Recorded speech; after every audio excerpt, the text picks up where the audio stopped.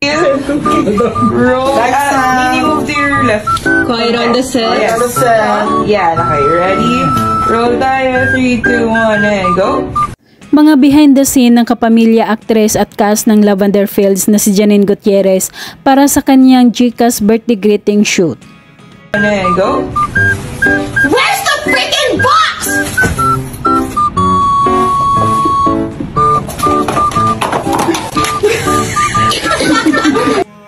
Natawa silang lahat ng muntik nang matamaan ang mukha ni Janine sa pagbukas ng mga box at meron din silang birthday cake para sa GCash.